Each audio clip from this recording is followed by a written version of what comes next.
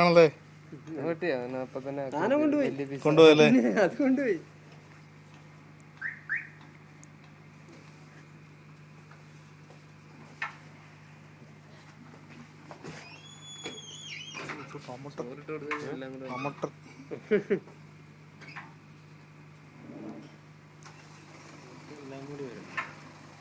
കരിമീനൊക്കെ ഒത്തിരി ഉണ്ടായിരുന്നു. കുറേയൊക്കെ എന്തൊക്കെ പിടിച്ചു ചോറിട്ട് ഒത്തിരി വരും. പിന്നെ വെള്ളം ചേഞ്ച് ആവുന്നതനുസരിച്ച് കുറെ ചത്തുപോകും അല്ലേ? പുതുമഴ വരില്ലേ, പെട്ടെന്ന് ഉപ്പുവെള്ളം മാറി നല്ല വെള്ളമാകുമ്പോൾ ഇപ്പൊ ഉപ്പുവെള്ളം വന്നു തുടങ്ങി. അല്ല അങ്ങനെയല്ല, മീൻ രണ്ടു വെള്ളത്തിനും വളരും. പക്ഷെ വെള്ളം ചേഞ്ച് ആകുമ്പോൾ കാലാവസ്ഥ പിടിക്കില്ല,